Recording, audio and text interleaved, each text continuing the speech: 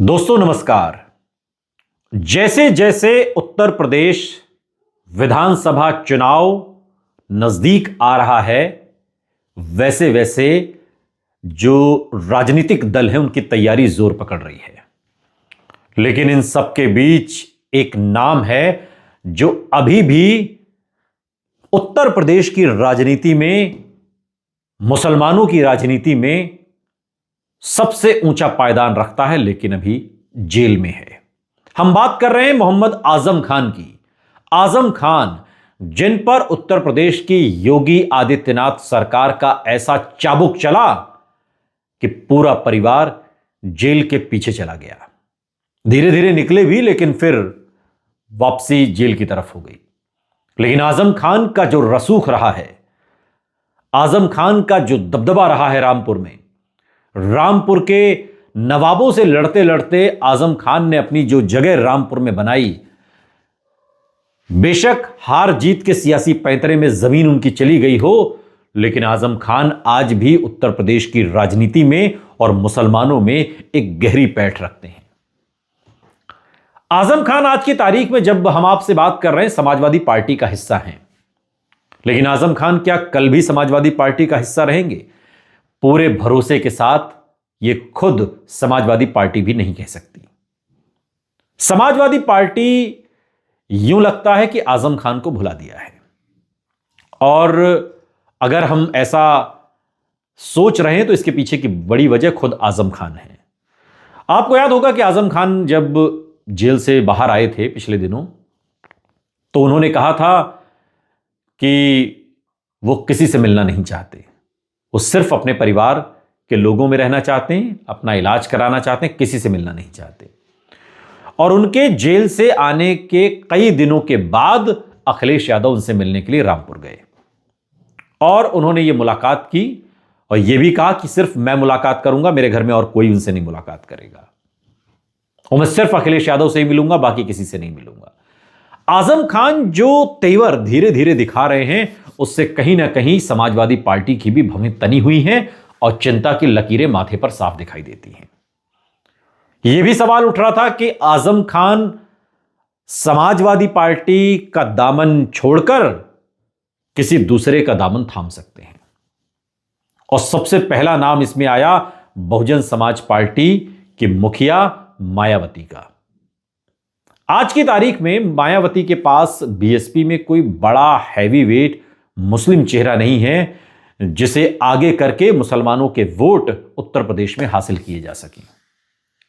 नसीमुद्दीन सिद्दीकी एक जमाने में मायावती के करीबी हुआ करते थे और बीएसपी का मुस्लिम चेहरा भी थे, लेकिन उनके भी पार्टी छोड़ने के बाद से जो स्थान रिक्त हुआ है, उसकी भरपाई आजम खान के चेहरे के तौर पर देखी जा रही थी। लेकिन आजम खान ने अभी तक इस पूरे मामले पर चुप्पी नहीं तोड़ी है। लेकिन अगर आजम खान बहुजन समाज पार्टी में जाना चाहेंगे तो उन्हें यह मुमकिन है कि वो ओहदा भी मिले, वो सम्मान भी मिले और वो तमाम चीजें मिलें जो उनका कद समाजवादी पार्टी में रहा है, यह बहुजन समाज पार्टी उन्हें दे सकती है, क्योंकि वहां मैदान पूरा खाली है, कोई मुस्लिम लीडर नहीं है। दूसरी बात जो सबसे महत्वपूर्ण है, और वो बात है आजाद समाज पार्टी के मुखिया चंद्रशेखर आजाद की। चंद्रशेखर आजाद की पार्टी आजाद समाज पार्टी नई पार्टी है। पिछले विधानसभा चुनाव में सिर्फ 33 सीटों पर लड़े और खुद मुख्यमंत्री योगी आदित्यनाथ को चुनौती दी, लेकिन एक भी सीट नहीं जीत पाए।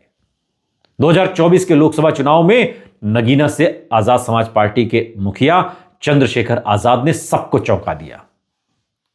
नगीना से वो जीते तो वहां बीएसपी को भी हराया, बीजेपी को भी हराया, सपा को भी हराया, सबको हराया। आपको याद होगा कि आजाद समाज पार्टी के चीफ चंद्रशेखर आजाद की जेल के अंदर आजम खान से कई मुलाकातें हुई और हर मुलाकात के बाद वो यही कहते थे कि यह हमारी आपसी सामान्य शिष्टाचार की मुलाकात है। मायावती के करीब अगर नहीं जाते हैं आजम खान या बीएसपी में शामिल नहीं होते हैं, तो दूसरा बड़ा विकल्प आजाद समाज पार्टी का है। आजाद समाज पार्टी का एक बड़ा चेहरा आजम खान बन सकते हैं और उनको वो ओहदा, वो सम्मान, वो तमाम चीजें आजाद समाज पार्टी दे सकती है। बेशक आजाद समाज पार्टी एक छोटी पार्टी है, लेकिन अगर आजम खान यह कह दें कि चंद्रशेखर आजाद मेरा छोटा भाई है, बेटे जैसा है और हमें इसे मजबूत करना है, तो पश्चिमी उत्तर प्रदेश की आप इस पूरी बेल्ट को समझिए जो दलित और मुस्लिम बाहुल्य है, तो दलित हो गए खुद चंद्रशेखर आजाद और मुस्लिम चेहरे के तौर पर आजम खान। तो इस गठजोड़ में आप इस ताकत का एहसास करिए जो कम से कम पश्चिमी उत्तर प्रदेश में नजर आएगी।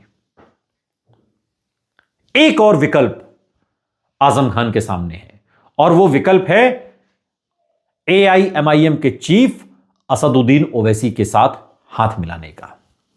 असदुद्दीन ओवैसी बिहार में 5 सीटें जीतने के बाद उत्तर भारत में अपनी जड़ों को मजबूत करने में लगे हुए हैं और बिहार के बाद जो अगला फोकस है उनका वो उत्तर प्रदेश है। उत्तर प्रदेश 403 विधानसभा सीटों वाला एक बड़ा प्रदेश भौगोलिक स्तर पर भी और विधायकों के संख्या के स्तर पर भी। और इसी उत्तर प्रदेश में पिछले विधानसभा चुनाव में 100 सीटों पर AIMIM ने चुनाव लड़ा और इस बार 200 सीटों की तैयारी है गठबंधन में।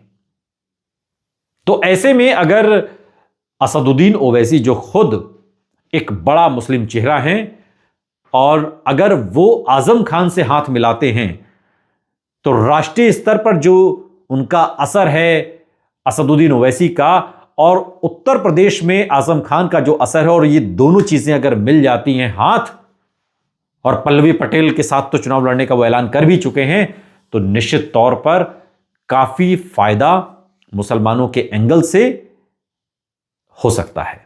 143 सीटें हैं उत्तर प्रदेश में जिन्हें मुस्लिम बाहुल्य सीटें कहा जाता है और 40 तो ऐसी हैं जो बिल्कुल मुस्लिम कैंडिडेट अगर वहां सही से सभी लोग तय कर दें तो आसानी से निकाली जा सकती है अगर मुसलमान इन 40 सीटों पर भी एकजुट हो जाएं। तो कहने का मतलब है कि आजम खान के पास ये 3 बड़े विकल्प मौजूद हैं और यह बात समाजवादी पार्टी भी जानती है। आजम खान और उनके परिवार को यह लगता है कि मुश्किल वक्त में समाजवादी पार्टी ने उतना साथ नहीं दिया जितना दिया जाना चाहिए था। सड़कों पर नहीं उतरे, प्रदर्शन नहीं किया, आजम खान की गिरफ्तारी का रोष नहीं जताया गया, सड़क पर उतरकर सरकार को मजबूर नहीं किया गया। इतने बड़े नेता के साथ ये सारी चीजें हो रही हैं, ये एक पीड़ा आजम खान के मन में है। लेकिन राजनीति में इंसान इस्तेमाल करके फेंक दिए जाते हैं, लेकिन आजम खान फेंक दिए गए इंसान नहीं हैं। आजम खान का अपना एक वजूद है, एक अपनी सियासी ताकत है और वो ताकत समाजवादी पार्टी के साथ है तो समाजवादी पार्टी की है, किसी और के साथ है तो किसी और की है। ये बात आजम खान भी जानते हैं और ये बात अखिलेश यादव भी।